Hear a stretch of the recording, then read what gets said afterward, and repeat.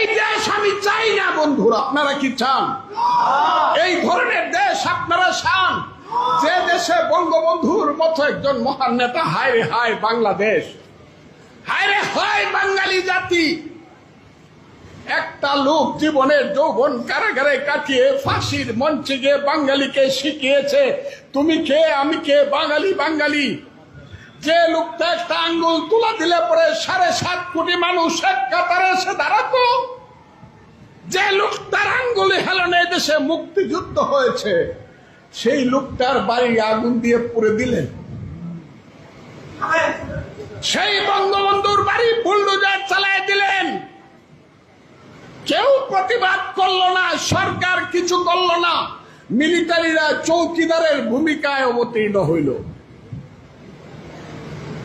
7 জন বীর শ্রেষ্ঠ, সবাই সামরিক বাহিনীর লোক, তাদের স্ট্যাচুগুলা উপর তাকায় নামায়া পা দিয়া পাড়াইয়া পাড়াইয়া বাংলো, থুতু দিল, কেউ কিছু বললেন না।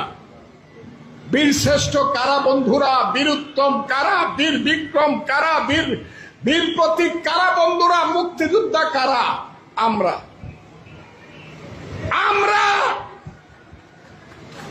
এইখানে যারা বসে আছেন তারা, এইখানে যারা বসে আছেন তারা কি এই দেশে এইভাবে অপমানিত হয়ে মৃত্যুবরণ করতে চান?